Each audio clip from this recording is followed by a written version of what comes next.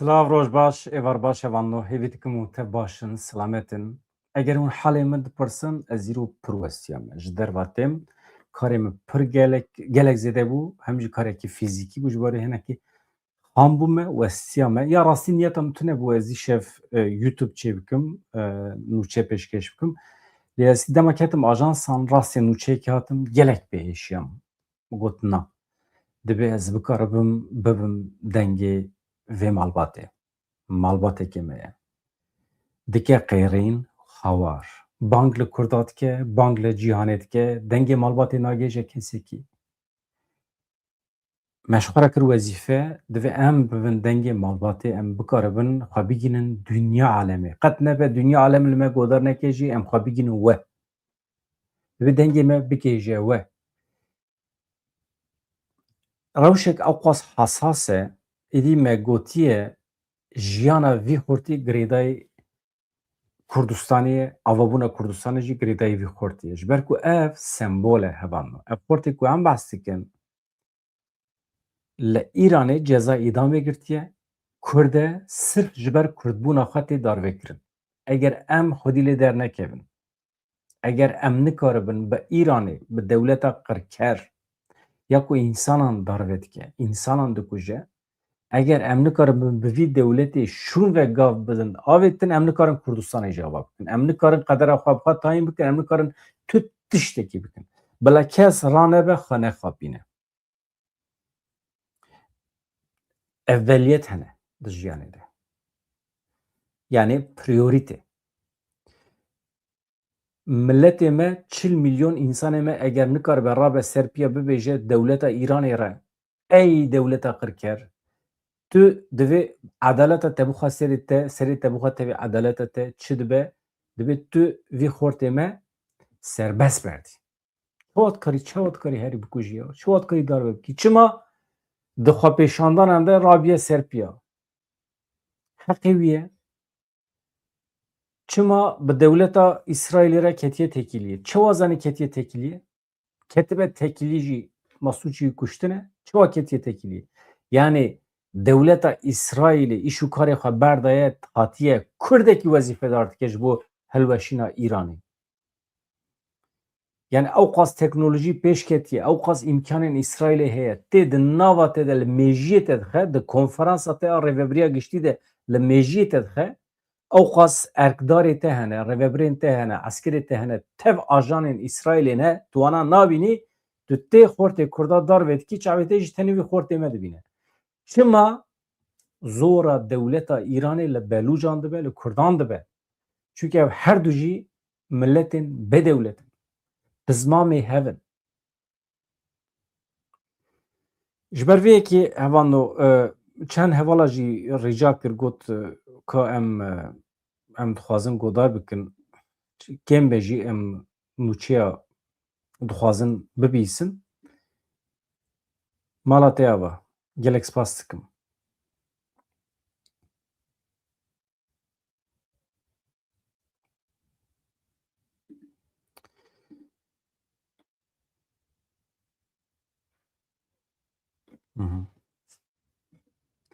Hevan no. Rewşa me al Bakurê Kurdistanê jî li Tirkiye jî hinek şêlû ye. Niha hêdî behsa hilbijartina tê kirin hûn zanin. Niyeta AKP MHP ew e bi rêya vê pêvajiyê Kurdan hinek meşgûl bike, wexta wan bidize û di hilbijartinan de zorê li Kurdan bike ku dengê wan bigire cardin werin hilbijartin. Çima hemî ji bo xatirê pêvajiyê. Niyetekî Tirka ya wisa heye ya AKP MHP veya sextekarî ye, bêbextî ye. Yani ji bo xatirê pêvajiyê em nikarin rabin raya xwe, dengê xwe bidin dijminê xwe, bidin qatilê xwe. Yani tiştekî wisa çawa mümkün e? Sonda me hebû ev rejîma li Tirkiye diviye bû hilweşiya ba. Biryar bû. Niha jî ji bo em rejîmê serpiyan bigirin em ê mücadele bikin. Çawa mümkün e? Yani nabe. Ev dewlet divê hilweşe. Ji ber ku da rêya hilweşandina vî dewletî de însanan canê xwe feda kir. Ev dewlet divê hilweşe, dewletek maqûltir ava bibe, dewletekî şerîgatiya li ser Kurd û Tirkan dibe, milletê din dibe, êdî çi dibe ew zanin. Dewletekî li ser hevbeş, dewletek hevbeş ya Kurd û Tirkan. Şîrîgin yani. Wisa nebe, nabe. Kes nayê dewleta xwe pêşkêşî me nake bi vîya we. Niha li Iraqê jî gencekî nû derketiye. Dixwaze bibe Serokvezîr. Amerîka destek dide, welatên Ewropayê destek didine. Kurd jî wê Rêzdar Mesûd Barzanî jî destek daye. Mesûd Barzanî rabû bi telefonê pê re axifiye. Namzetê Rast Partî ji bo pêkanîna hikûmeta Iraqê ye. Elî Falih Zeydî ye. Yani herkes destek dide wî. Bawer dikim genc e, di kontrola Amerîkayê de ye. Nivîskêha ragihandinê Elî Falih Zeylî li ser pêwendiyên telefonî ya bi Rêzdar Mesûd Barzanî re daxuyaniyekê belav kiriye. Li gorî wê daxuyaniyê di pêwendiya telefonî de ji bo bilezkirina kar û barên pêkanîna hikûmetê teqezî li ser giringiya bihêzkirina pêwendî hevahengiya di navbera hemû hêzên niştimanî de hatiye kirin. Yani gelekî giring e ku hêz hemî bibin yek rêz ji bo piştgiriya vî kesî Elî Falih Zeydî ji bo bibe Serokvezîr. Wekî ku di daxuyaniyê de hatiye destnîşankirin, her du alî li ser wê yekî hemfikir bûn ku divê hikûmeta ku were avakirin baweyekî be daxwazên welatiyan yên li seraserê welêt bi cih bîne. Elî Falih Zeydî ji bo pêkanîna hikûmeta nû hatiye rastpartin ji bo avakirina kabîneya xwe 30 roj li pêşiya wî ne. Aniha wezîfe di destî wî de ye. Ew divê hikûmetekî ava bike, kabîneyekî li meclîsê, yani wezîrê wî kîne, berpirsyarê wî kîne, ew ê çawa hikûmetê birêve bibe, Iraqê birêve bibe, tekîliya Îraqa sibê ava Herêma Kurdistanê re wê çawa be, wana hemî ew ê diyar bike wezîfedarên xwe, wezîrên xwe û paşê jî ka em binderin ew ê karibe yan nikaribe. Eger hikûmetekê nû ava bike, tekîliya bi Kurdistanê re mühîm e. Aniha em zanin hikûmeta îro ya ku heta niha hebû bi Kurdistanê re tekîlî pir nebaş bû. Ya ji xwe navbera her du partiyên Kurdistanî jî nebaşin ya. Navbera her sî partiyên Kurdistanî jî nebaşin ya. Kurd bi xwe jî li hev nakin. Kurd bi xelkê re jî li hev nakin. Me tiştekî fehm nekin.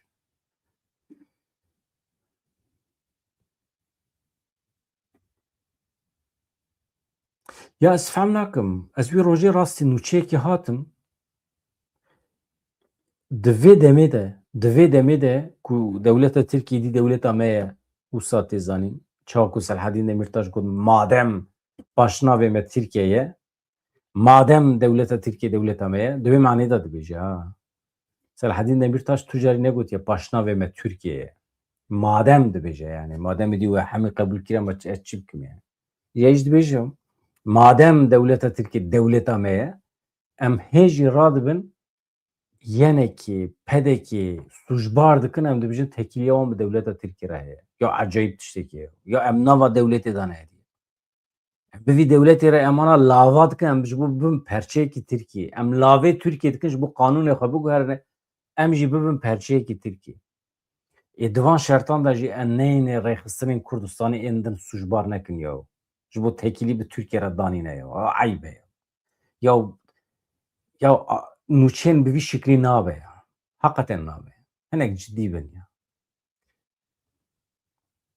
İja radibin roj ya navê xwe dikin rojnameger, îja lêkolînan dikin, îja dibêjin nizanim filan partî bi Tirkiye re bi dizî hevdîtin çêkir. Ya çawa dizî de hevdîtin ya. Sibê heta êvarê alenen hevdibînin. Tekîliya wan hene. û ne eyb e jî, ne şerm e jî.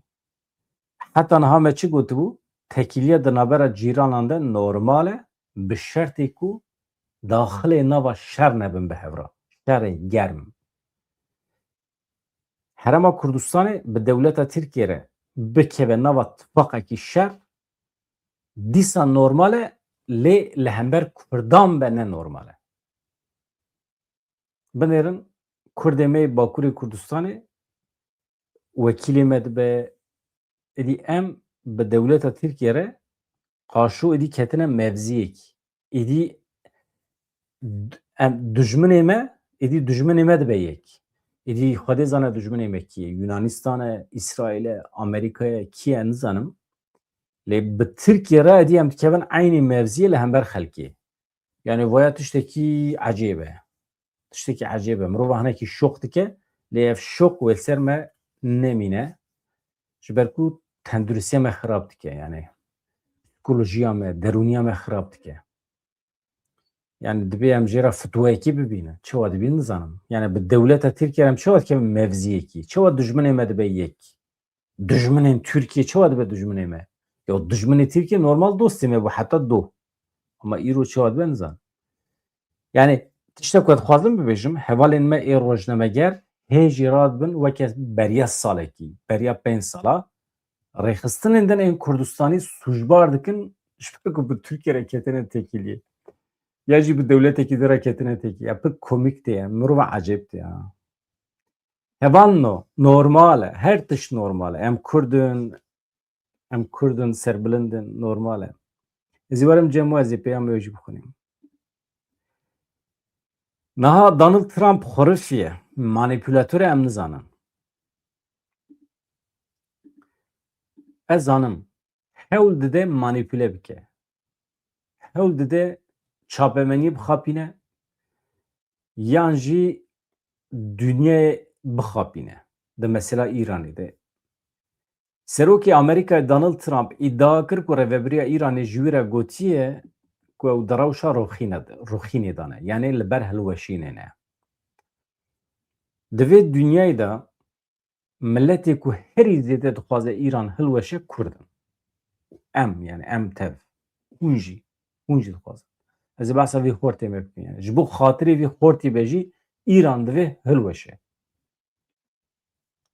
Yani İran mîna Tirkiye ye di çavê Kurdan de. Yani ew qas xirab e yani. Hûn ê bibêjin çawa xwe re ketîna kokî? Ka te gava din got Tirkiye madem Tirkiye dewleta me ye. Ya di vê dünyayê de dijminê herî mezin ê milletê Kurd dewleta Tirkiye İran e. Aniha helehazir. Ji çeteyên Sûrî jî xirabtir na. Çeteyên Sûrî qe nebe merû dikeve diyalogê wan re. Bi Tirkiye re nikare bikeve diyalogê. Çünkü Türkiye ji bo xapandinê bi te re dikeve diyalogê. Edetê wan wisa ye, karakterê wan wisa ye. Yani ez îftira nakim. Ji dîrokê heta îro wisa ye. Yani sibê çima wisa nebe.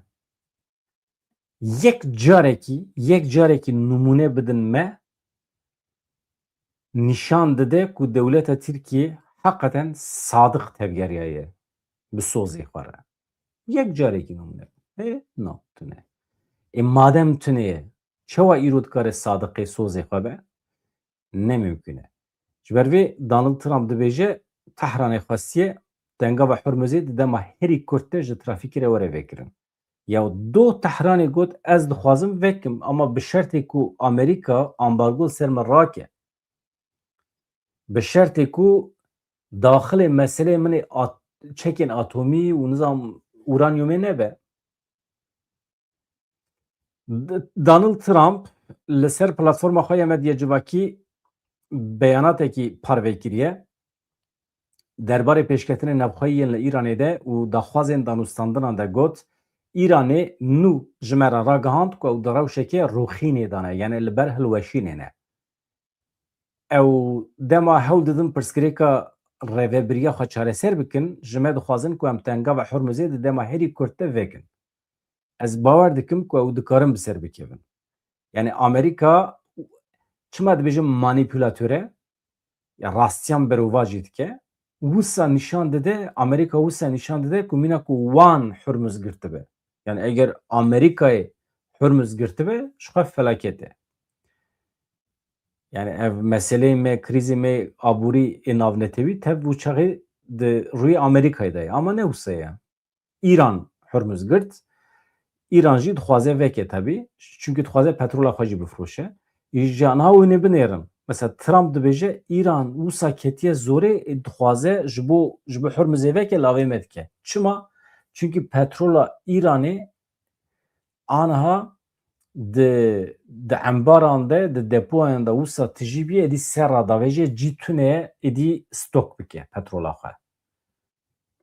Ê wextê ku petrola xwe nefroşe pere jî nakeve İranê. Di wê manê de dibêje li ber rixînê ye. Yani İran ji dewlemendiya êdî feqîr ketiye. Pirê dewlemend e feqîr ketiye. Yani nikare ji dewlemendiya xwe fayde bibîne. Lewma feqîr e. Petrol ser ra avitiye dibêje. Donald Trump dibêje ha. Daxuyaniya Trump piştî pêşniyaza nû ya Wezîrê Karê Derveyê Îranê Abbas Erakçî hat. Erakçî ev pêşniyaza xwe li Pakistanê pêşkeş kiribû têde pirsa nüklerî divê me meseleya nüklerî divê meqaşo hal kiribû. Binêrin. Li gorî nûçiya Axios û Reutersê Tehranê pêşniyaz kiriye ku di qonaxa yekem de şer were rawestandin. Beriya her tiştî. Beriya meseleya nüklerî, beriya Hormuzê şer were rawestandin. Tehranê xwestiye ku garantî were dayîn ku şer ji nû ve dest pê neke. Pişre çi dibe ambargoya Amerîkaya li ser Îranê rabe yani dorpêça Amerîkayê were rakirin paşê tenga ve Hormuzê dibin kontrola İranê de were vekirin. Tehranê xwestiye ku danûstandinê nüklerî tenê piştî van qonaxan bê nekirin. Binêrin. Tehranê negotiye yani ez dawî li meseleyê xwe nüklerî tînim. Gotiye pêşî em van meseleyê xwe hemîmî hal kin hele tu ambargo jî ser min rake paşê were rûnê em van meseleyê nüklerî em dikarin nîqaş bikin. Di kontrola hêzên navnetewî de be, di kontrola Amerîkayê de be, pêşketina meya nüklerî yan jî heqê me hebe, tune be. Em dikarin nîqaş bikin. Lê rayedarên Amerîka yên ku ji Wall Street jurnalê re axifîne diyar kirin ku Trump ji vê rewşê nerazî ye. Li gorî Trump, İran di mijara rawestandina bernameya nüklerî de bi niyeta xirab tevdigere.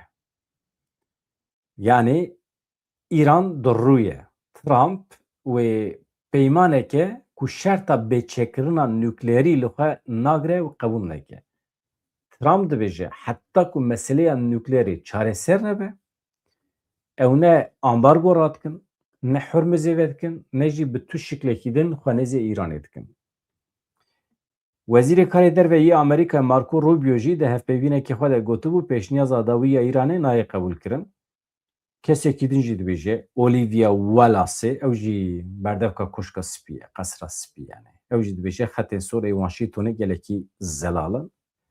Wallace'ê gelek spas dikim. Wallace'ê dubare kir ku divê meseleya nüklerî ji destpêkê ve were guftûgû kirin. Ya meseleya nüklerî yani ez bar nakim mesele herî giring be ya. Derdê Amerîkayê ne meseleya nüklerî ye. Derdê Amerîkayê divê ez çi bikim hem Hormuzê bixin bin kontrola xwe deverekî pir stratejîk e.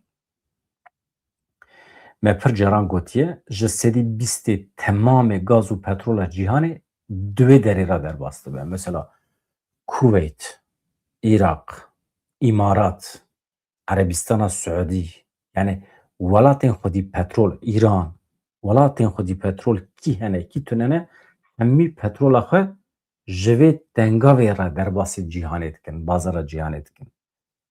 Mühîm e. Amerîka dibêje vê derê divê ez kontrol bikim. Nükler bernameya nüklerî hevano me bername li ser çê kiribû. Yani uranyum çi ye, nükleer çi ye, heta Burhan Erdem pir xweş eşkere kiribû. Eger ez firsem bibînim ez ê dubare biweşîrim. Vana hincetin. Vana bahane ne. Esas mesele ne ye? Li İranê pir petrol heye. Lê Amerîka jê fayde nabîne. İran jî zêde jê fayda nabîne. İran qaçaxî difroşe ji ber ku ambargo li ser heye. Hevanno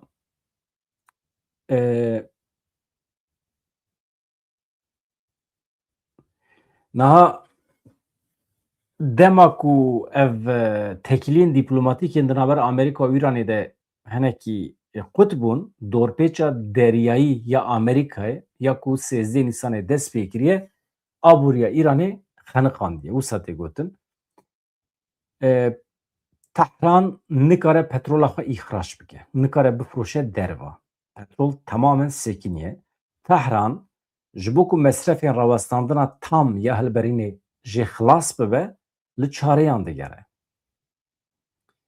İranê dest pê kiriye petrola xav ya da vagonên trenan de yan jî ciyên depokirina çopê yên derveyî standartan de kiriye. Yani dest pê kiriye êdî li wan deran petrolê stok dike. Li gorî agahiyên dawî şîrketa daneyên enerjiya Kiplerê de ye. Stokên petrola Îranê beriya şer 4.6 milyon bermîl bûne. Ev stok yani embara petrolê hûn bibêjin, ev stok niha ji 10 qatî zêdetir bûye, gihîştiye 49 milyon bermîlê. Hevano ciyê ku Îran lê petrola xwe embar bike veşêre êdî cî nemaye. Em nikarin ciyekî bibînin ya. Guneh ne ya. Ya Îran nikare petrola xwe veşêre ya. Nikare bifroşe derva. Ser re avêtiye êdî. Kapasiteya depokirinê ya Îranê bigiştî 95 milyon bermîl e.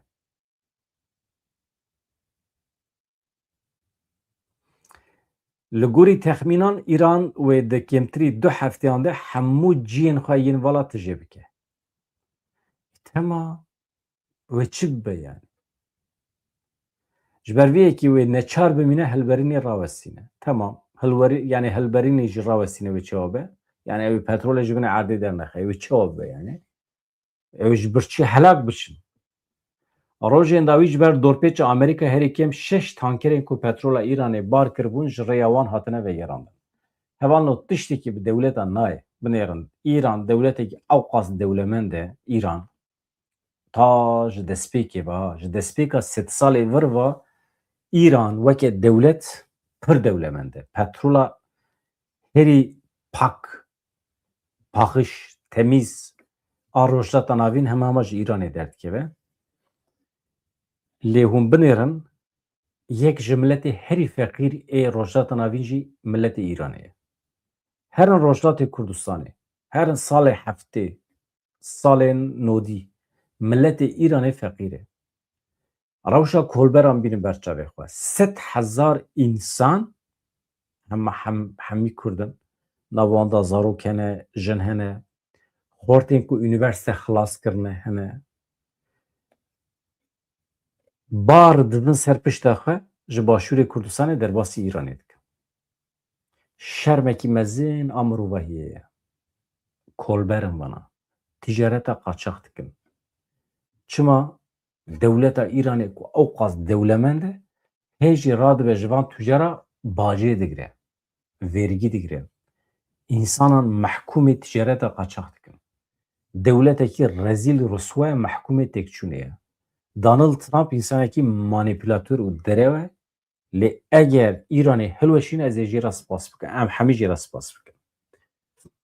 Donald Trump însanekî alçak e, destbixwîne, însanekî qirêj e. Ama eger Îranê hilweşîne em ê jî re spas bikin. Donald Trump serê kaniya me firotiye. Donald Trump efrîna me firotiye. Donald Trump alçak e. Lê eger Îranê hilweşîne em ê dîsa spas bikin. Digel alçaqiye wî. Erê wellahî billahi. Ya xweş e televizyonê de me hûn nikare van tiştan bêje. YouTubeê de me hûn dikare bêje.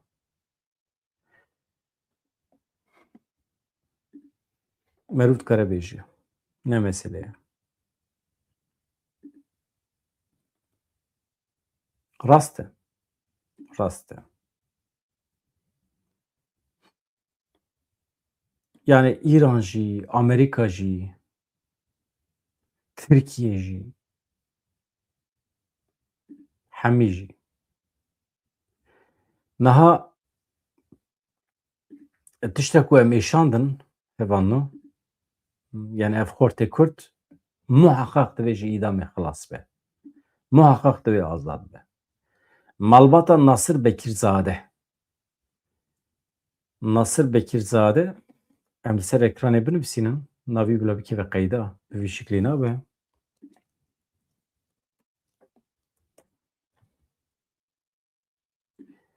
Em wekî milletê Kurd 40 milyon milletê bêdewlet eger em nikaribin vî xortê xwe ji mirinê rizgar bikin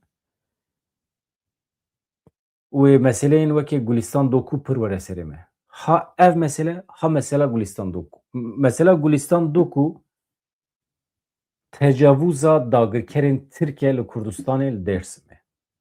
Tamam, pir sembolîk e. Keçeke Amedî li Dêrsimê diçe mektebê û dibe qurbaniya tecavüza züppeyên Tirk, kurê walî û nizanim walî û nizanim kî û dikujin serdaşî. Ev xortê me ku anha li Îranê li ber sêdarê ye, li ber kuştinê, li ber îdamê ye, dewleta Îranê di şehediya me de li nav çavê me dinêre, xortê me digire, jêra ceza îdamê derdixe û dar vedike. û her roj dike. Her hefte, her meh bi dehan xortê me wisa tên darvekirin. Ji mêr. Feq nake. û li me nêre dike. Em jî dava Kurdistanê dikin. Ji bo wî dibêjim, darvekirina vî xortê me hevano, tu firqa wî ji tecavüza û ji kuştina Gulistan Doku tune ye. Tu firqa wî tune ye.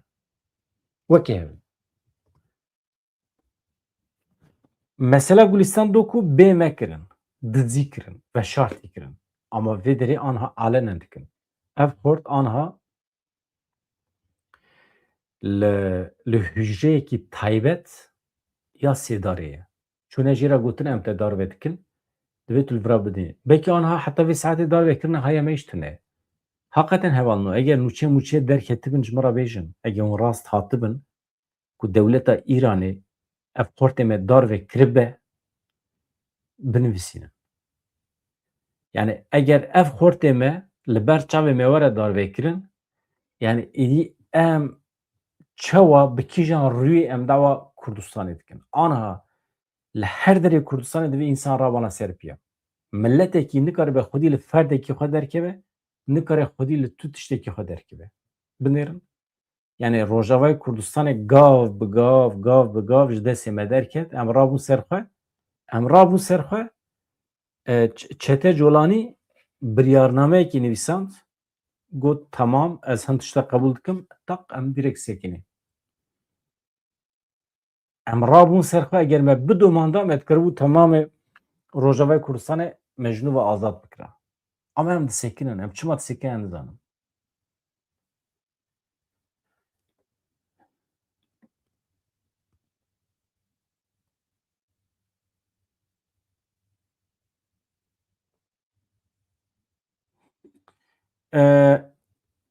Xaço Zinaryan binêre ji te çik bêjim. Em nikarin bibêjin ku keça me biye evîndar. Tiştekî wisa em nikarin bêjin. Lê tu dikarî şîret bikî, tu dikarî dew li keçê me bikî, li xortê me bikî. Tu bibêjî nebin ev ya evîndarî tiştekî pir cuda ye ya. Yani aniha di vê rewşê de em rabin bibêjin nebin evîndarê Tirka, Xwedê nizanim. Ez tevlî van îşa nebin baş e ji ber ku hezkirin û evîn tiştekî pir cuda ye. Niha mesela însanekî tu jin bî ya mêr bî, însanekî û di derece herî zêde de heyranê te be, ji te hez bike, xwe feda bike û bi xwe jî Tirk be, nizanim yani merov ret nake yani, nizanim yani. Ji bo wî di hezkirinê de, di evînê de ez pir li nijadê nanêrim. Na. Nijad, aidiyet, ez dibêjim eyb e, merov nekeve navê baştir e. Lê mantalîte, faşîzm, hevalno, Kurd be, Tirk be feq nake. Kurdên faşîst jî hene, Tirkên faşîst jî hene. Ji bo wî ez aniha yani vê derê ji min hêvînekin ku ez ji we re bêjim aşiqê Tirkan nebin.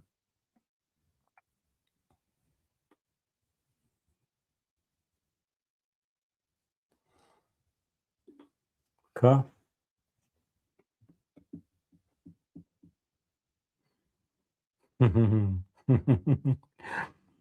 mala te ava xanî nû jiyan ya tu tiştê mucizê dixwazî ya tiştê wisa çawa mümkün e?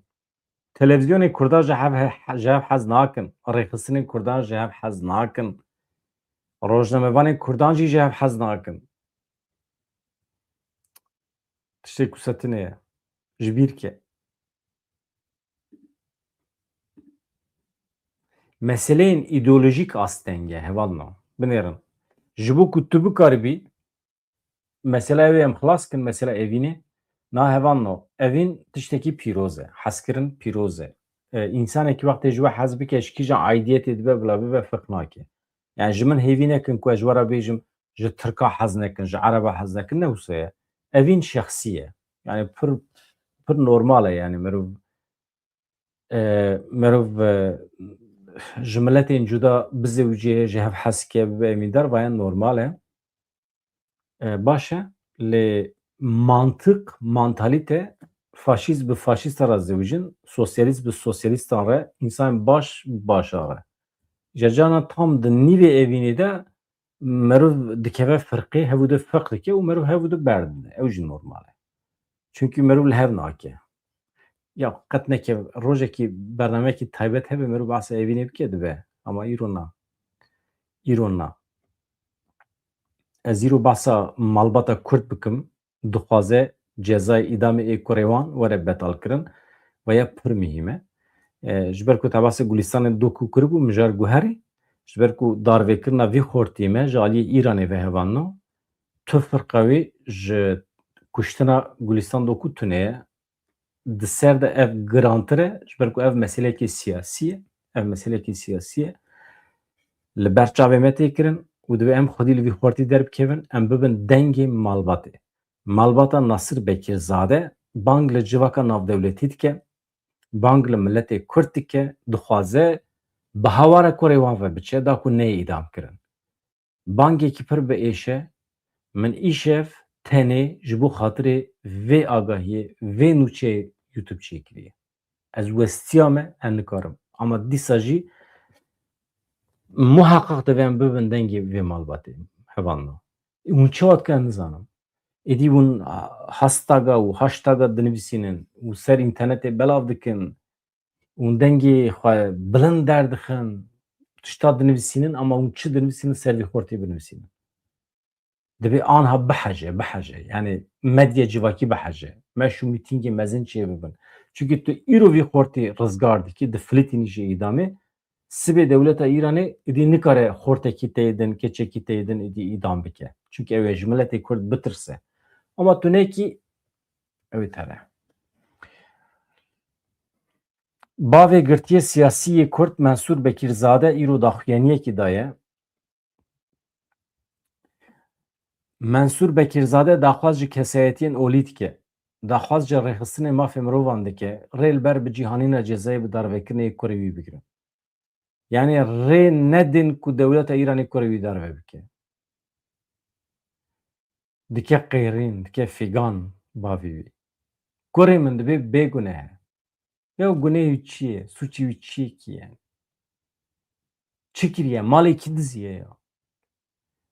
Nesîr Bekîrzade Kurd e, 26 salî ye. Ev 3 salin di zîndanê de ye.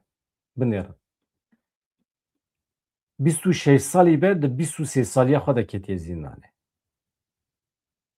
Hincet çi ye? Suçê ku lê hatiye barkirin çi ye? 23 saliya xwe de sîxuriya ji bo İsraîlê. Temamen derew. Ya pêdiviya İsraîlê tune ye. Ev serdema teknolojiyê ye. Rêveberiya te ya herî bilind di nava civînê de İsraîlin nav mejiyê te dixeye. Her derê dunya dixwaze dikare rêveberiyê te tev tune bike ya. Pêdiviya wî heye vî xortî wezîfedar bike ji bo weke sîxur. Mensûr Bekîrzade bavê wî diyar kir ku kurê wî bêgunehe, cezayê darvekirinê tenê ji ber şerê wan ê demên dawiyê yani ji ber şerê vê demê dawiyê hatiye erê kirin. Mensûr Bekîrzadê da zanîn ku berê du ceran cezayê darvekirinê li kurê wê hatibû birîn lê ev ceza ji aliyê dadgeha bilind ve hatibû betalkirin. Beriya niha dubare dikim du caran cezayê darvekirinê li kurê wê hatiye birîn. Lê her du caran jî ceza ji aliyê dadgeha bilind ve hatiye betalkirin. Yani îtiraz çêbiye xelketê naberê ev ceza betal biye. Lê tevê vê yekê jî şaxa dadgehê ya ku destpêkê ceza dabiye ji bo cara sêyem cezayê darvekirinê aniye erê kiriye. Cara sêyeme cezayê darvekirinê didine. Yani rêxistina çavdêriya mafê mirovan di sala 2024 de daxuyaniyekê de bû rêxistinê beyan kiribû ku Nasir Bekîrzade bi tevî çar welatiyên dingên Kurd bi hinceta sîxuriya ji bo İsraîlê hatine binçavkirin. Li gorî rêxistinê mafê mirovan Nasir Bekîrzade 25 Nîsana 2026an birine ofîsa bicîhanîna cezayan ya ji bo îdamê. Ew jî li zîndana navendî ya Urmiyê ye. Birine wê derê. Li vê derê cezayê dawî yê darvekirinê baweyekî fermî jê re hatiye ragihandin. Ev ceza ji aliyê şaxa sî û nehemîn ya Dîwana Bilind ya Welêt ve hatiye derxistin. Xwe bixin şûna wî. Ya hinekî empatî bikin. Kurê we, birayê we di şûna wî de ye. Ji zîndanê ji hûjra wî ya normal derdixin dibin zîndana ya Urmiye. Ya işkenceyekî ji qas mezin e ya. Jê re dibêjin me ceza îdamê erê kiriye û divê tu li vê hûjreyê bisekînî heta hatî em te dibin. Dibin li ber xelkê darbê dikin. Dawî li jiyana wî xurtê tê, dewleta Îranê jî serfiraz dibe. Milletê Îranî jî pê dijî. û em Kurd jî li malê xwe de em dîsal televizyonê xwe sêr dikin, kêf kêfa me ye, em diçin seyranê û em tune dibin.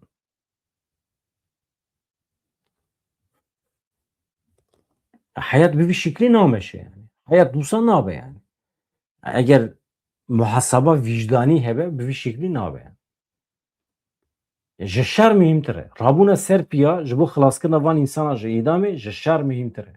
Şer nekin ya, şer mer nekin temam. Ama qet nebe yani em însanê xwe jî bifilîtînin ya ji îdamê. Em nabêjin şer. Em dibêjin em ram ser piya ya. İdî kes kesî re nabêje tu çima ranabî ser piya. Yo em hemî rabin ser piya. Rihet e herkes dikare. Derkevî kolanan biqêre slogana bavê jî û dünya rakî ser piya û dünya behs bike temam e yani.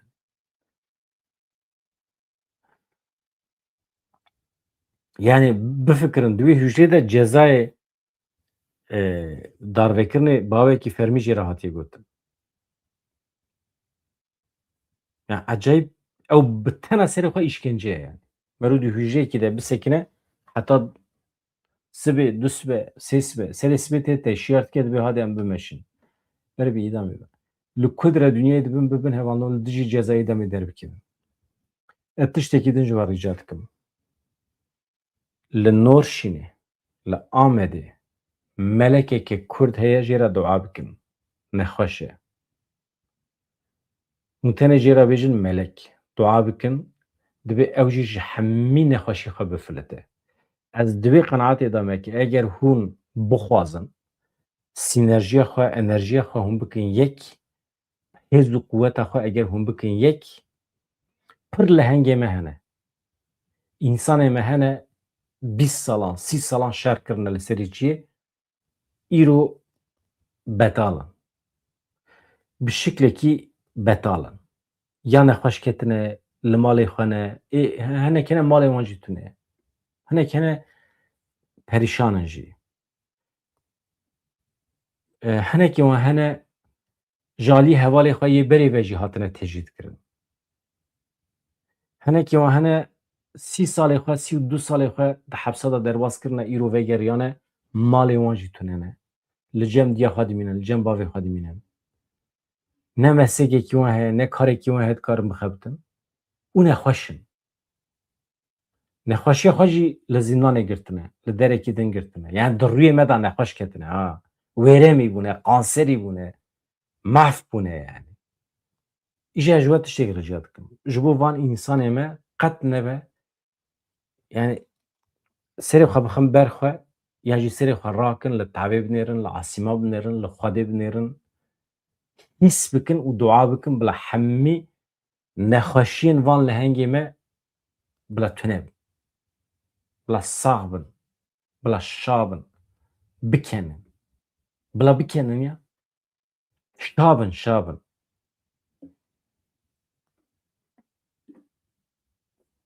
Ya.